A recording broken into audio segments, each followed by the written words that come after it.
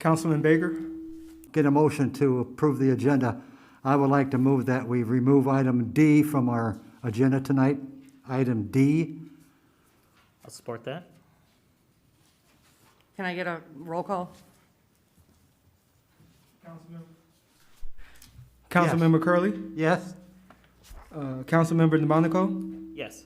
Mayor Pro Tem Lucido? Yes. Councilmember Baker? Yes. And now I'll open it up to hearing of the public. If anyone wishes to be heard, if you could just please walk over to the podium. I see no one, so we'll move on to item 4, approval of the minutes. Madam Mayor, I would move that we approve the minutes of the special meeting of December 21st, 2021. Support? Call the roll. Councilmember Curley? Yes. Councilmember DeMonico? Yes. Mayor Pro Tem Lucido? Yes. Councilmember Baker? Yes. And Madam Mayor, if I may, I would move to approve the minutes of the regular meeting the same day, December 21st, 2021. Support? Call the roll. Councilmember Curley? Yes? Councilmember DeMonico? Yes. Councilmember Baker? Yes. Mayor Pro Tem Lucido? Yes. We have no scheduled hearings, so move to unfinished business. Item A, engineering proposal, Kelly Road traffic signal modernization. Any discussion? Sure. Madam Mayor Pro Tem, one item, if I could, about this. Of course, we discussed it a bit at the last meeting, but I thought I'd bring up one item here. Of course, we talked about how the grants for box span configuration for the 3 different intersections.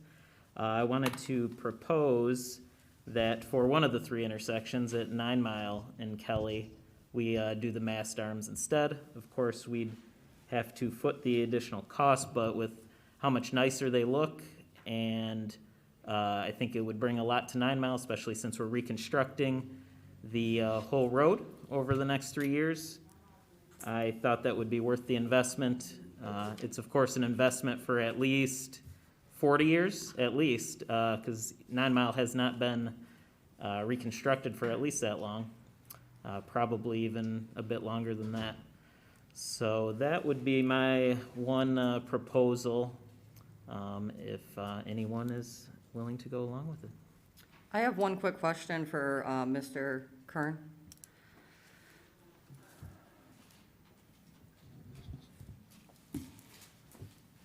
Good evening.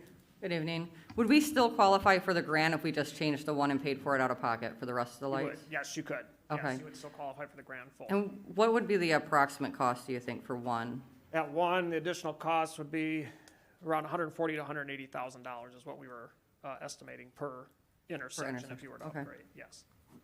You said, repeat the amount, 120 to 180, you said? 140 to 180,000. Okay. Yep. Well, Madam Mayor, if I may, the proposal and the suggestion that Councilman DeMonico is making is a lot less expensive than the first figures I heard was with between $350,000 and $400,000, which probably would have been way out of our ballpark. But this is a reduced amount that we would do that, and it's still a lot of money, but I guess, I don't know if it'd be appropriate to ask the finance director. I know he's had a magic wand for this many years since he's been here, and he always seems to find that box under in the cellar someplace with a lot of unspent money. So, Randy, I guess I would ask you, with some diligent work and refiguring, and I agree, I've seen the pictures, and at first I will admit I was concerned at the initial suggestion that it was going to be much, much larger, but this is a scaled down model, and but Councilman DeMonico is correct. They'll probably be up there 40, 50 years, I would imagine. Yes, Council. If you recall at the last meeting when we talked about the audit, major streets were ending the year with a $2.6 million fund balance, which was in line with what we were going to need over the next few years for the 9 Mile reconstruction. The initial number, it was like 461,000. That was not palatable. Doing the single intersection would fit within the budget, though, or within the available funds. Can I get a motion? All right, sure, Madam Mayor Pro Tem, yeah, I'll motion that we approve the engineering proposal from AEW dated November 29th, 2021 regarding the traffic signal modernization project for the Kelly Road traffic signals with one amendment, that the 9 Mile and Kelly intersection use mast arms instead of box span configuration. I'd support that. Please call the roll. Councilmember DeMonico, Yes. Councilmember Curley, Yes? Mayor Pro Tem Lucido, Yes. Councilmember Baker, Yes.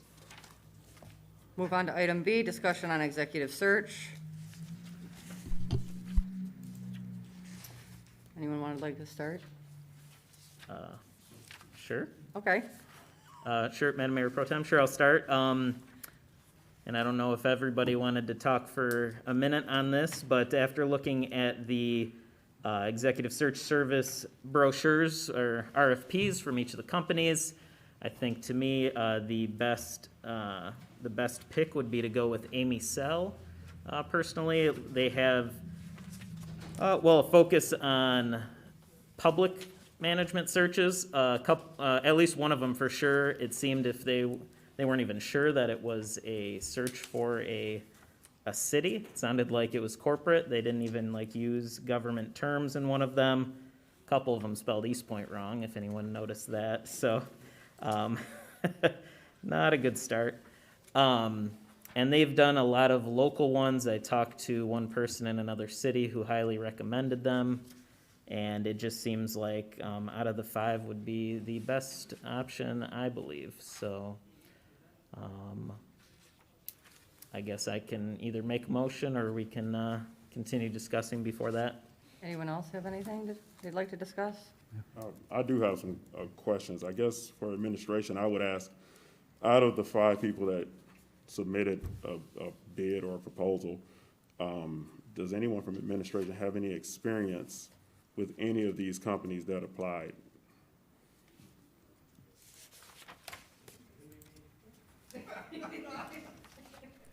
Yeah, the old guy has to talk. The only 2 the cities had relations with is GovHR and Amy Cell. We did hire Amy Cell to do a DPW director search that failed. There just wasn't any candidates out there. And then GovHR, they gave us Joseph Sabota. We'll leave it at that. The other 3, we've had no interaction with in any manner. So I do have one thing too. So yeah, I looked through the proposals and I do like the fact that Amy Sell is kind of local.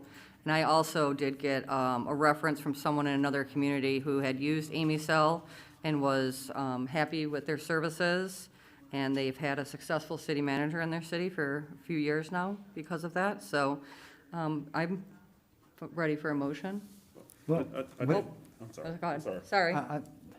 just before you ask for a motion, Madam Mayor, yeah, I read the 5 proposals, and while there was so much information, if you read every page about the 5 proposals, I'm going to vote for to advance this. I guess my first reaction was, why are we in such a big hurry to get this done?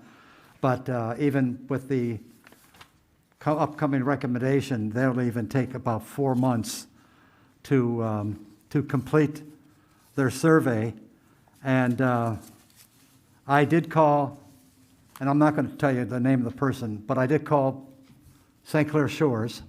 They searched for a city manager for St. Clair Shores, and the person I talked to was very satisfied with them, the job that they did. And I might mention that they also had Lapeer County and Elmont, Holland, Madison Heights, St. Clair Shores, and Ann Arbor.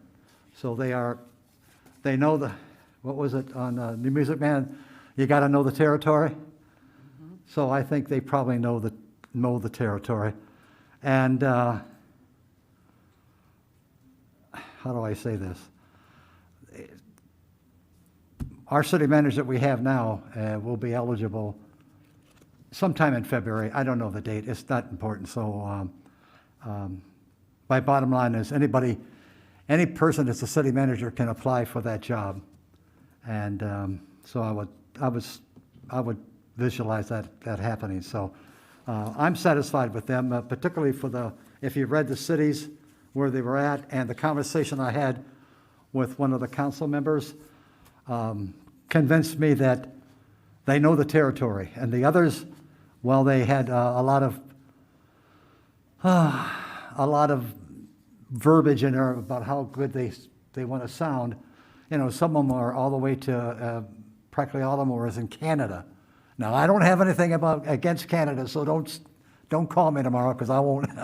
I love Canada, but you know, it's not local, and we need to search diligently. And I, quite frankly, don't care if they take 6 months, because this is going to be a long venture for all of us, and this is a very important step that we're taking, and we have to take very seriously. That's it, Madam Mayor. I guess for me, one thing that I was thinking about, and this is just something that came to me today, and I was wondering if anybody spoke with residents as to what they would be looking for in a city manager, if they spoke with anyone from the city, from an administration side, also the worker side. And the reason why I asked that is because, you know, I read through what everybody offered, so that to me weighs also into some decision making. I do like the fact that, I mean, I would be more in favor of a company that's local, but Amy Cell was not the one that stood out to me. SGR seemed better to me as far as what they presented, but I do understand they're a little further away.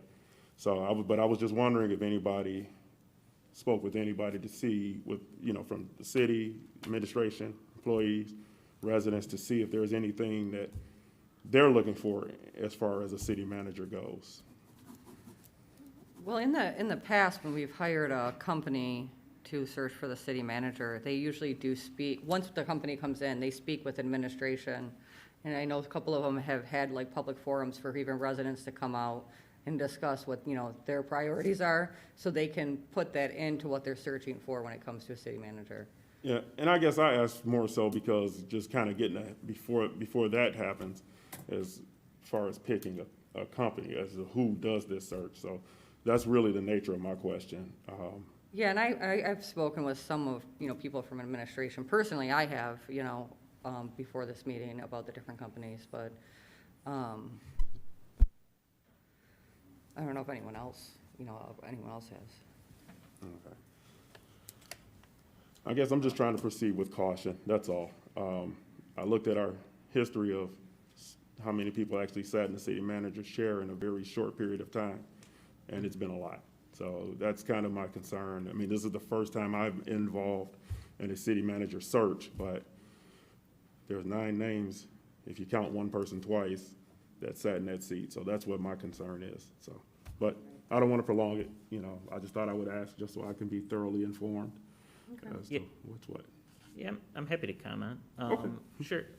So, yeah, first of all, of course, I've been involved in those recent searches, so we've talked a lot in the city. I didn't necessarily talk about the exact proposals, you know, in the last couple of weeks with, you know, everybody in city administration, and have talked to plenty of residents about what they'd like to see in a city manager. But in terms of all the searches, I mean, really, about, let's see, what was that, 5 years ago, I guess, now it's 2022. We fired our city manager at the time, then we had an interim until we hired a new one, and then, of course, we fired that one and then hired a new one, and there were just interims. So this will be really the second/third, you know, we had 2 searches when we probably should have had 1, and now we're doing 1 more because our city manager's retired. So, I mean, that's why it looks like we've had a lot of, you know, city managers in a short period of time. Yeah, after reading this and having, you know, done a couple before, it seemed like they would be, you know, a good company to go with. The SGR was my second, if there wasn't enough support for Amy Cell, for sure. I did get like a little bit of negative feedback from someone in another community that I talked to about SGR. So that's kind of why Amy Sell came out on top for me a little bit. And I think with more local, like, well, Mr. Curley said like there's a Canadian firm. To me, more about the Canadian part is that we're trying to hire, you know, a public official in the U.S. So U.S. companies probably more likely to know more about U.S. and Michigan law, or at least kind of intricacies of hiring someone at least. You know, it's possible the Canadian company does, but looking at the RFPs, I think it was the case that Amy Sell seems to know where they're going, and SGR would be maybe a close second. But that's at least why. I think we got to pick somebody unless we're gonna do every step on our own. So, you know, I think Amy Sell was, you know, for sure my number one, and maybe SGR would be a number two. Yeah, and I did get positive feedback from someone that had served quite an extensive time in government about SGR, so that kind of, you know, kind of the same thing weighed heavily for me. I guess if I had one other question, it would be how soon, or is there a proposed time that we're looking, or are we just really looking at who we want to use today? You know, are we trying to fill this position like ASAP, or, you know, that's kind of the other thing that I wasn't clear on, because I guess we never said it, so, you know. Sure. You wanna- So I was going to propose today that we at least offer a date for a first meeting with the firm, and then I think they'd kind of go along with, well, and there's some details, you know, in the search here, and of course it's, not everything's gonna go exactly to timeline, especially with COVID, you know, might delay things and things like that. But we'd probably set a better timeline then, and I think like Mr. Curley said, a few months, you know, I'm expecting it to take at least a couple months for sure. And, you know, if it takes a little longer, it's an important position to fill, so. Yeah, and I guess I'm sorry, but, you know, I'm usually not just talking about anything, but I've been really considering this heavy. I mean, I looked at all the changes that we've gone through with new directors, new people in new positions, a new deputy chief in our police department, changes in City Hall. So my other concern was, you know, what's that magic number, and to let the dust settle a little bit to where we get some stability. So that's really where my focus was, because there has been a lot of things moving around, and to bring somebody in, and that's really why I asked about talking with administration and employees, because they're ultimately the ones that are gonna work primarily with the city manager, more hours than we are. And so that person needs to be a good fit, you know, just with the employees here. So that's kind of my thing, and, you know, I didn't want to add any additional, I don't want to say stress, but, you know, with whether we call it chaos or stress or just kind of unsettled, you know, circumstances. That's kind of where my focus was. So that's where my real push was, as far as trying to get a feel as to what everybody's looking for before we decide to move forward with it. But that's all I got. I won't prolong it anymore. So I know in the past that it's usually taken about almost 4 months before we actually go through this whole process. So it's never very speedy. And like Councilman DeMonico said, with COVID, it might even extend it to be even longer. But I think in the position that we're in right now, it's not of a huge urgency to try to get it rushed through anyways, because it seems like everything's been running pretty smooth here at City Hall. So, I mean, I'm not going to rush them in any way whatsoever. I want to make sure that they do a thorough job so we can get the best candidates. Okay. Yeah, I would agree with that. I mean, you know, that has been pretty smooth, and I guess those are my major concerns, you know, because I did talk with a few people inside the City Hall, outside, you know, to try to get a feel. And I know there's some concerns out there, so, you know, I wanted to make sure that I took all of that into consideration before we move forward. Oh, I guess the last question, because we didn't put on here that it was a possible motion. We just said it had it as a discussion item, so I want to make sure before we move forward with that, are we legally allowed to do so, because we approved the agenda as a, you know, we approved it on the agenda as a discussion item. So. Right, yeah, It would be permissible for one of the council members to make a motion to select one of the applicants. Okay, thank you. Before we move forward with a motion, Councilman DeMonico brought up about having a meeting, setting up a tentative date for a meeting to meet with the agency that we do choose tonight. So if you guys want to, maybe just, I was thinking maybe we could do it just like, before one of our regular council meetings, like an hour before, instead of doing like a special meeting, if you guys would have any proposed dates. Sure, I would just propose, I guess, if it works, just our next meeting gives them the company 2 weeks to get things together if they can that quickly. Otherwise, I guess we can choose a different date either at the next meeting, or I'm sure via emails, probably find a set a date for a meeting, yeah. Is that something we have to decide today? Because I know we have, on some of our upcoming meetings, we have some extra things, so. Yeah, I mean, we can direct administration to move forward with contacting the company we choose and, asking them to when their availability is, and Mr. Albright said we could probably discuss that date via email at that time. Okay. Yeah, I think when I looked, we didn't set, I know we set a lot of meetings, like you said. I think our next regular meeting, we didn't set anything on that day. At least looking at my calendar, and I think looking at Ms. Walton's email with her timeline there. So I didn't know if we wanted to set for like 6 p.m. or something on that day, tentative. If it doesn't work, then of course, we set up something else, but at If least we need to change it, we can always. put one date out there at least. As long as we make it tentative, so be it. Yeah, obviously, if like even a council person, obviously the mayor's not here, if like she can't make it, we obviously want all five Right, all members, members yeah. to be there, so.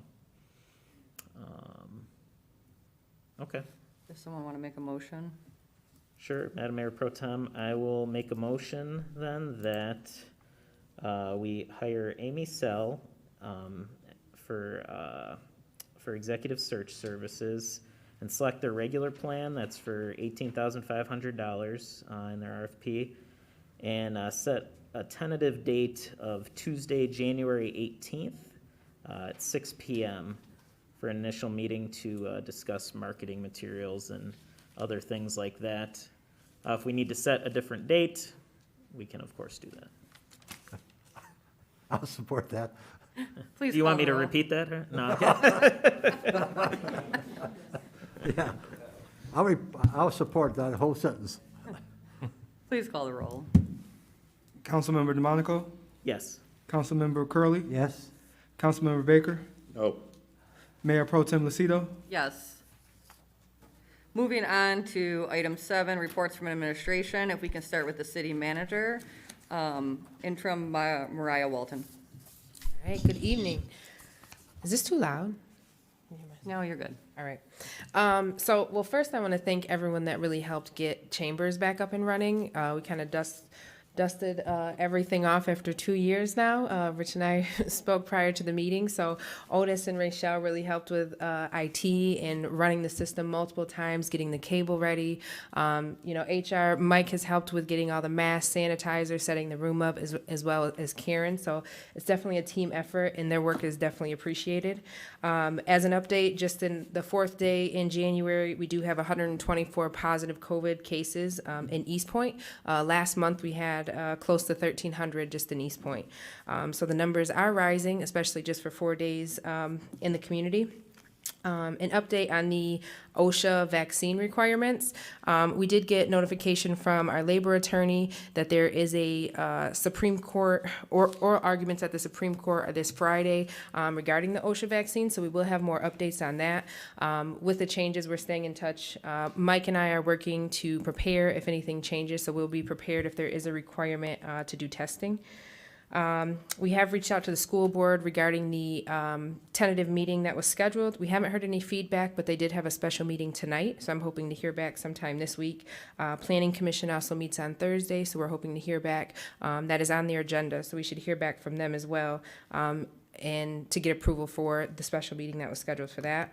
We're also, the first meeting for the medical marijuana review for completeness will be January 12th from 1:30 to 4:30 here in council chambers, and that agenda will be out this week.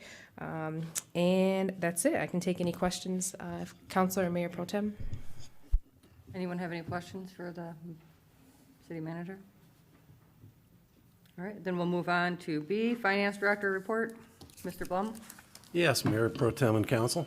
The only thing I have tonight is just to let you know that all of the mandatory year-end reporting to the state are in last week on time. All the deadlines have been met, and that's all I have. Any questions for Mr. Blum? All right, we'll move on to the city attorney's report.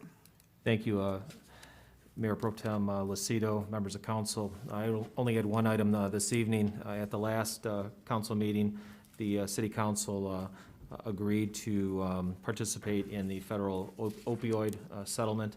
And on December 29th, I was able to register on behalf of the city and also execute both settlement participation agreements. There are two different agreements that were required. One was labeled Janssen, one was labeled distributor. The deadline was actually extended through the end of January, but the city is now registered. The city's participation agreements have been executed, and so now I'm just waiting to hear from the administrator on further developments, and I'll just keep council updated on that.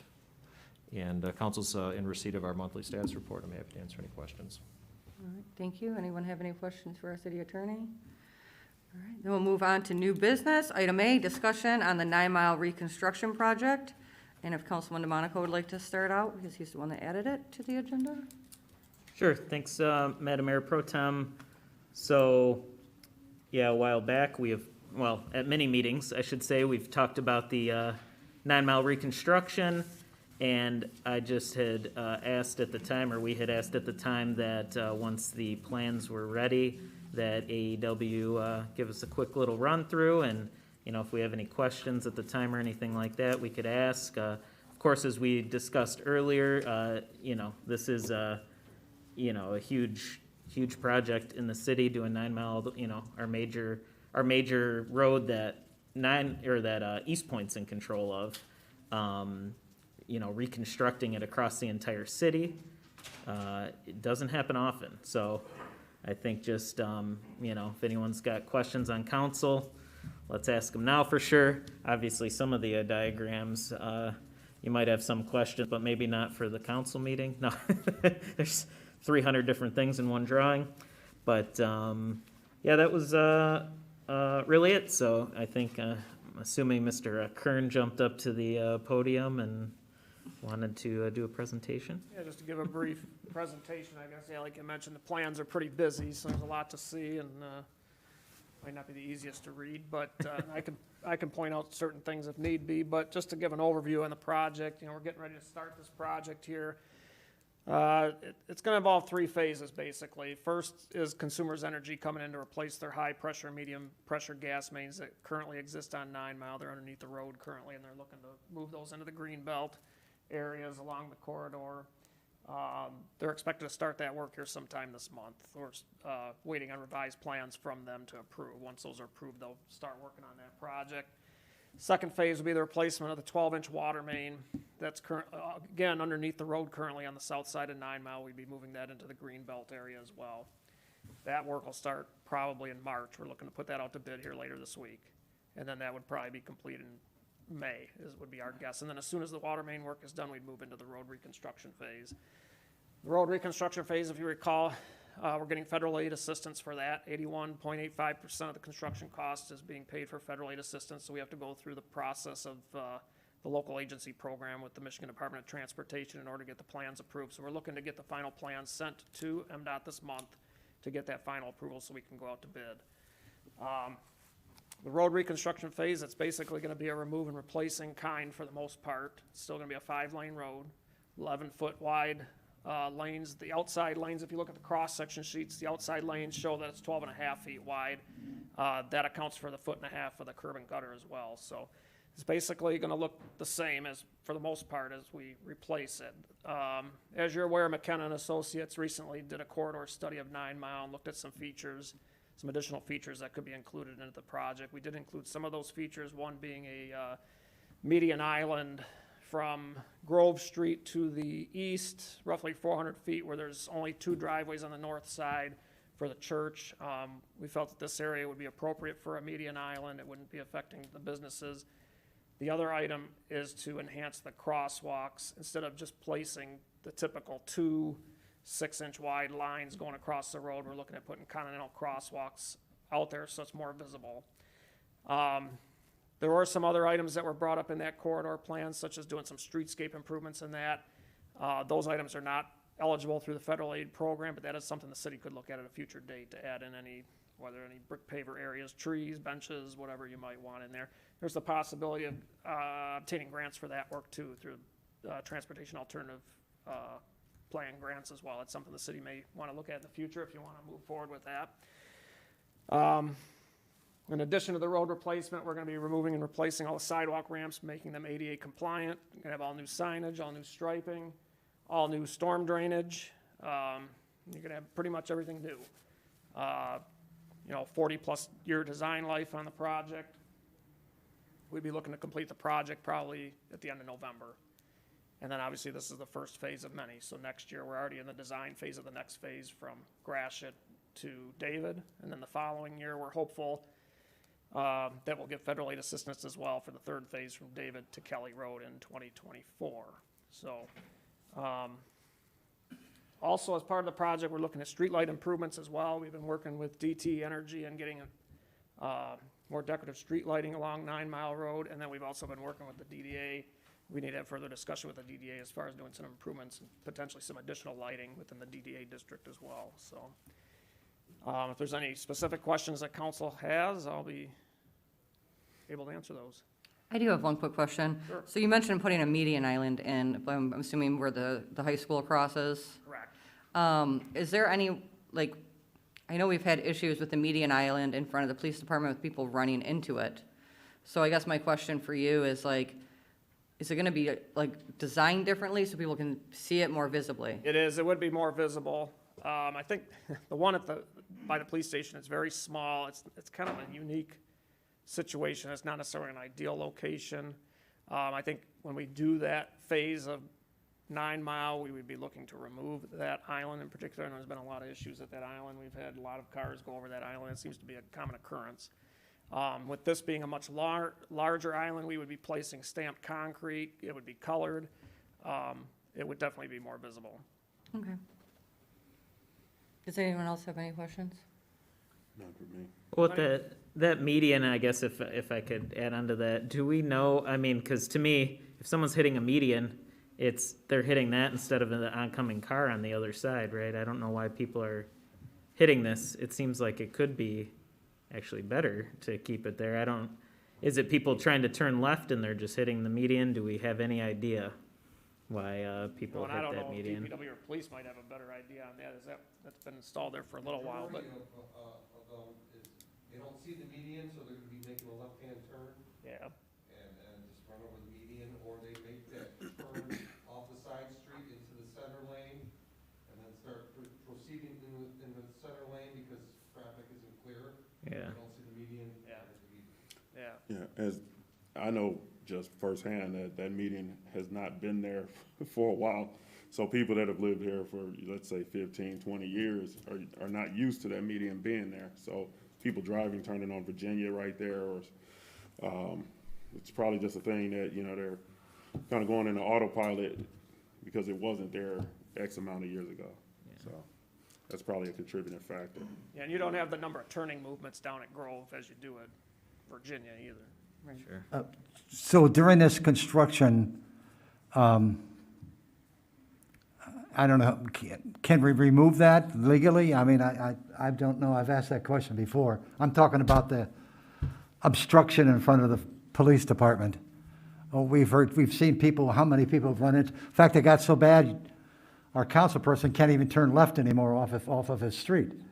And it's not doing a damn bit of good. But I was told that, well, we can't do it because we got the money from the state, and I said, well, if we take it down, how many people from the state are going to actually drive down to Eastpointe and check on that concrete obstacle that we have on 9 Mile? It's dangerous. So I would like to have somebody from administration see if, first of all, legally, are we within our bounds? And then Madam Mayor, I'll probably have to put it on the agenda to get approval from the council to have it removed. That median that we're talking about now would be in phase 2, so that's another year out, right? So we have Yeah, time. well, phase 2 is going to be, what, 2 years? Right, but I'm saying, yes, we have time for administration to look into that because we did get a grant for that. Okay, I'll get them 3 weeks. I don't want to say they've got time to do it, then they'll say the Madam Mayor says, you got time to do it, and they'll say, well, you know, it's only been 9 months, so Harvey could wait. So I'd like to find out now. All right, Madam Mayor Pro Tem, if I had one more item, okay. probably at least, I don't know, maybe I'll have others, but, the one item, and, so I emailed with, Mr. Paolucci, and Mr. Kern responded, so usually I forward, it on, but, it's a quick answer, I think, but I'd at least like to, just discuss it for a second. I had asked, and we've talked about this too in the past, about burying lines to make it look nicer along 9 Mile 2, you know, make it look a little classier. Of course, we've looked at it, I think even in meetings, you know, we've brought Google Maps up, maybe it was at Planning Commission, maybe not City Council, you know, looking down in like Oak Park, there's no, you know, above head wires like down in the Oak Park part of 9 Mile and things like that. But Mr. Kern, I guess if you could touch on what you put in the email back to me about that. That'd be Yes, so obviously the cost will be borne on the city to do that. We did have some discussion with DTE several months ago about preliminary costs of what it would take to bury their overhead lines. Their estimate was $100,000 per block, which comes out to about $1 million just in that section from Beechwood to west of Gratiot. That's just Edison. You've also got AT&T, Comcast, WOW Cable, any other fiber optic facilities that are along there too. So through the whole 9 Mile corridor, I mean, you're looking at several $1 million in order to do that, unfortunately. Yes, it would look a lot better and a lot cleaner if, you know, if you were able to place those underground, but it's a very costly undertaking. How long ago, I don't know if you would know the answer, did we decide to put all of the poles, I guess, along 9 Mile? Because I imagine that, I don't know if this is the case or not, but in Oak Park, did they never have a ton of overhead wires, or maybe they had none at any point along 9 Mile? That may be.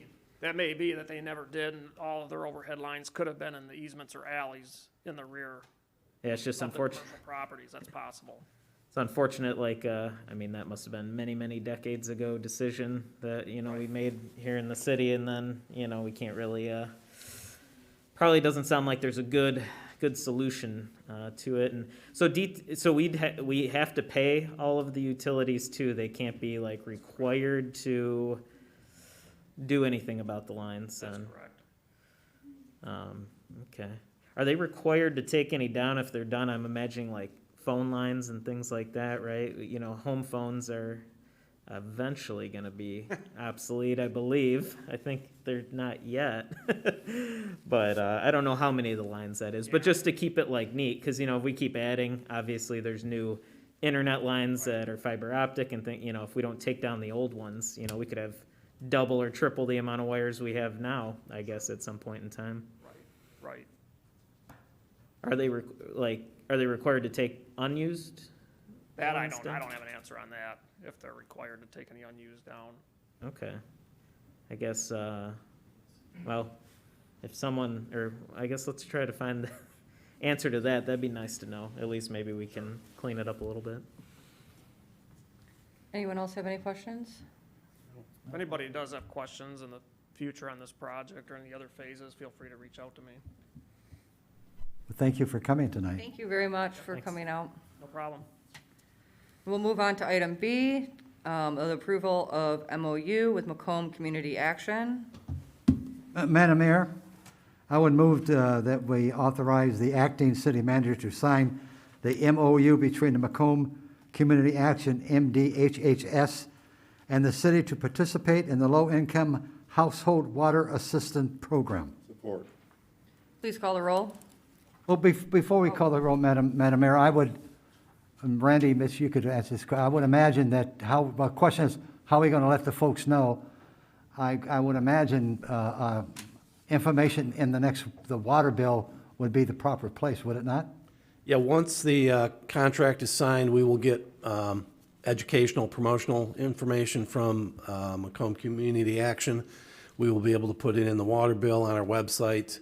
We'll have it at the cashier window. Okay. So we will definitely push this one. It's complementary to the RAP program through GLWA, but it's actually a better setup. So we will push this one first. Great, thank you. Okay, Madam Mayor, I'm done. Yep, please call the roll. Councilmember Curley, Yes? Councilmember Baker, Yes. Councilmember DeMonico, Yes. Mayor Pro Tem Lucido, Yes. Moving on to item C, approval of special event application, annual cruise in Gratiot, June 16th to the 18th, 2022. Sure.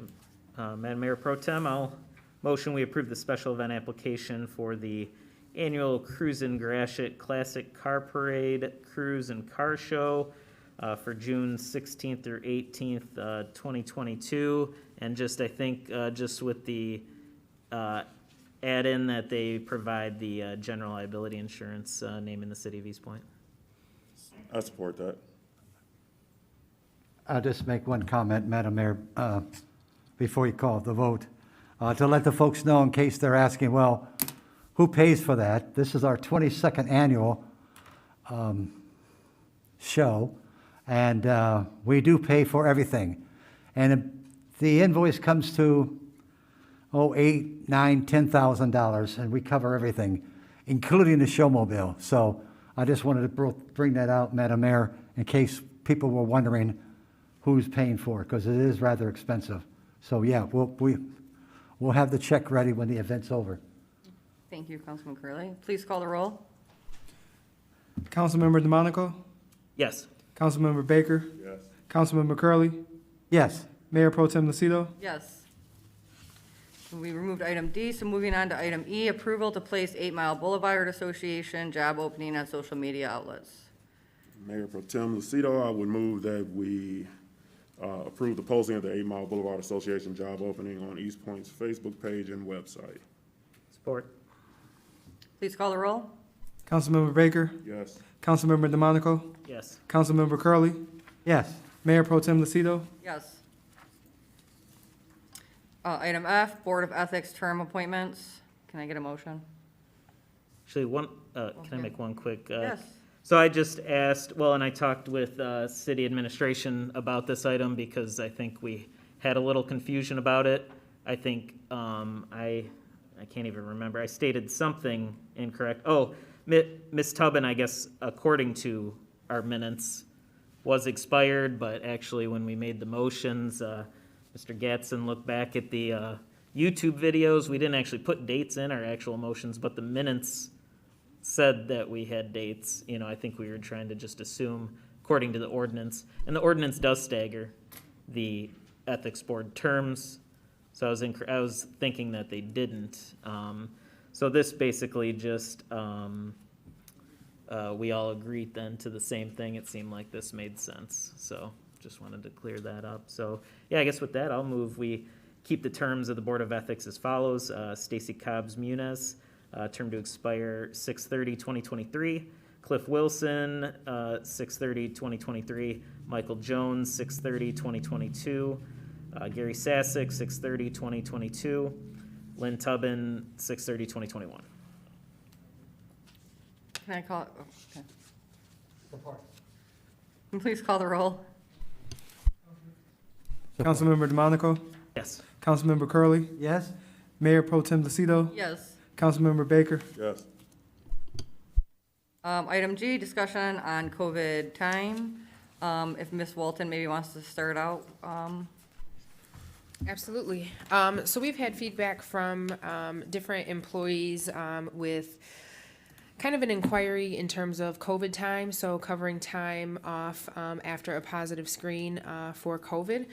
We have had some departments that have been hit pretty hard with COVID. Luckily, for most of the end of the year, we were pretty good, but there are a few departments that have been hit. We have done some research in terms of other surrounding communities. I've spoken to communities really across the state, and most of them are offering time. There are a select few that are not offering time or covering any time. Our recommendation is to grant COVID time off for employees that have tested positive for COVID and only covering those scheduled working days over a period of 7 calendar days until March 31st, 2022. I had one question. So I think initially I had read this wrong, and I think, could you clarify? So basically, I think if I remember correctly, in 2020, there was 80 hours of COVID time basically by congressional bill, and then that ended when 2021 hit. So in 2021 here, we haven't had specifically any COVID time. Anyone with a positive COVID test has been using sick time. That is correct. So initially in 2020, there was a federal mandate that required us to allow employees 80 hours of sick time, specifically there were 5 or 6 different reasons related to COVID. Since then, we have not offered any time. And so all employees that have been off for anything related to COVID have been utilizing their own banks, so going through sick, vacation, or personal banks. And then there are employees that, like part-time employees, not all part-time employees have any banks to utilize, so they are unpaid during that time. We also have new employees that are not supposed to be using sick time or do not have enough bank time that don't have to basically go unpaid, or there are certain unions that other employees can transfer sick time from their banks to that employee. So that has occurred in multiple instances. And I guess I had one follow-up. Thank you. That's very good. Just wondering then if we can, because of course, ironically, we're coming, back in person to council meetings when we're having, there's a record amount of positive COVID cases and almost, I think, near record, hospitalizations and things. Can we, I know we've talked in the past about some employees working from home. I think we haven't quite utilized that as much as possible. Of course, for some folks, of course, the PD can't be working from home. It's hard for the firefighters to put out fires from their home, things like that. Obviously, there's employees that can't quite work from home, or some that can't at least, full-time. Can we look into some of that so there's less people, maybe in City Hall at one point in time? I know I work for the State Court of Appeals, and we're even pulling back. I'm just working in the office one day a week. I can do my whole job from home. So if anyone can hear, I know I've talked about that before, maybe bringing back some of the, I think we had plastic guards up and, things in City Hall here. Maybe if we can do some of that, hopefully to mitigate it so that, less people do end up with COVID. Of course, we're dealing with the public at City Hall, so you don't know if someone is potentially walking in with COVID. I guess I was just wondering if we could look at some of that too. I mean, I'm certainly in favor of this item of approving this COVID time item, but I just thought if we can do a little both, I think that'd probably be best, for everybody. Absolutely. A lot of the directors and people that are able to work from home have been set up with computers. Back when Ms. Doom was here, she ensured that was done. We have remote access, and Otis has also been super helpful in getting everyone set up for IT. So most of the department heads that are able to work from home have done that, but we can certainly look into it for additional employees. Okay. Thanks. Anyone else? No, I'm ready to make a motion. If Okay. All right, Mayor Pro Tem Lucido, I move that we grant COVID time off for employees that have tested positive for COVID, which will cover all scheduled working days over a period of 7 calendar days until March 31st, 2022. Support? Please call the roll. Councilmember Baker, Yes. Councilmember DeMonico, Yes. Mayor Pro Tem Lucido, Yes. Councilmember Curley. Yes. Moving on to payroll and bills. Madam Mayor, I would move that we would pay the payment of the bills for an amount of $75.47. Support?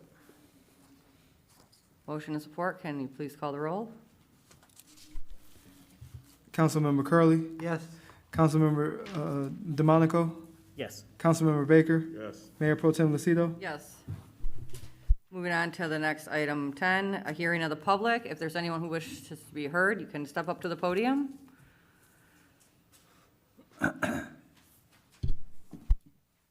You'll have 3 minutes. Good evening. Can you hear me? Yep. Okay. Linda Fleems, Eastpointe resident. We have a rental inspection program in the city which protects the condition of rental structures. And this protects both renters and the property values of the neighborhoods. And I'm concerned that there are many unregistered rentals throughout the city and would like to know what efforts the building department is putting towards finding them. I'd like to see at a minimum an informational campaign on the city's Facebook page that promotes the fact that rentals must be registered and inspected every 2 years, and how to find out if a suspected rental is unregistered. And that's it. Okay, thank you. Thank you. Thank you for coming tonight. Anyone else wish to be heard? All right, hearing of the public is now closed. We'll move on to mayor and council reports, and we'll start this evening with Councilman Baker. All right. Well, thank you for coming. You know, I know this is still a interesting time that we're dealing with COVID and new cases and everything. So I would just say to everybody, please be careful, exercise caution, and be safe. We want to, you know, try to get over this thing, and I just encourage everybody to do what they can and just to be safe. That's it. Thank you, Councilman Baker. Councilman Curley? Well, thank you, Madam Mayor. I've got a couple of things. As usual, I will give a shout out for our beautiful library. And then if you have any bottles or cans depositable, please bring them over to the library. The Friends of the Library use that money to buy books and new tables and things like that. So it's been going terrifically. So I want to shout out thank you for everyone who participated. So we just ask that you keep the cans and the bottles coming. That would be great. Second thing is that, wow, just be careful out there, folks. You see the news, you see the numbers. So be careful. Don't take a chance. Wear your mask when you have to, and just be careful and do what you have to do to protect yourself and your family. And Madam Mayor, I'm going to end, has nothing to do with the city, but I feel so good, and I want everybody to feel as good as I do. We had a little 7-month-old cat that came around to our house a couple months ago, and it was so cute. We took it in, we took it to the vet and got it fixed, and it's adorable. And the other day, we opened the door, and poof, he took off. And so we searched all night and went to bed disheartened and said, well, will we ever see the cat? And my wife got up at about 4:30 this morning and looked outside, and there he was, laying on our porch. So I'm going to get in tears, but we're so happy, and I just wanted to end on a happy note, so I want to share that happiness with you. So those people who are in the room and watching on television, be happy tonight that at least Harvey got his cat back. Thank you, Madam Mayor. Councilman DeMonico? Thanks, Mayor Pro Tem. Great story, Harvey. And thanks for coming out, Linda, to the meeting. Let's see. Yeah, I guess just quick, just with COVID again, everyone just, be safe. This Omicron variant sounds like it's, highly transmissible, so just be safe, get vaccinated. If everyone's seen the Independent Redistricting Commission, well, let's just call it the MICRC. They voted on their final maps, so everyone check those out. We will all have, across the whole state, new State House, State Senate, and U.S. Congress maps. So check those out. Looking forward to starting this city manager search. And then, yeah, Happy New Year, everyone, 2022. It sounds like Mr. Curley's already got one of his resolutions done. Adopt a kitten. Adopt the, You're- yes, adopt the kitten. Yep, And that's all I had. thank you. Thank you. Thank you, Ms. Lance, for coming out. I will ask administration to look into putting something up maybe on our Facebook page about that. Working with the building department, it's probably a good idea to let everyone know that, you know, you do have to get those houses registered as a rental, so I will definitely work on that. I'd like to thank everyone who came out tonight. I hope everyone had a great New Year's, and I just want to remind everyone that if you're ever looking for something to do, the city's always looking for people to join boards and commissions, so turn in your applications.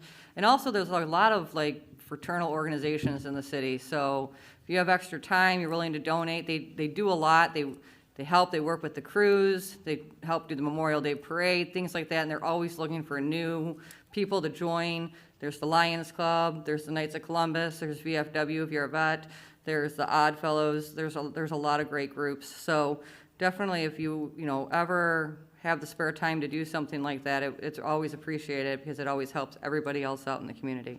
And that's all I have this evening, so if I can get a motion. So moved. Support. I'll support that adjournment motion if it was unclear. Please call the roll. Councilmember Curley, Yes? Councilmember DeMonico, Yes. Mayor Pro Tem Lucido, Yes. Councilmember Baker, Yes.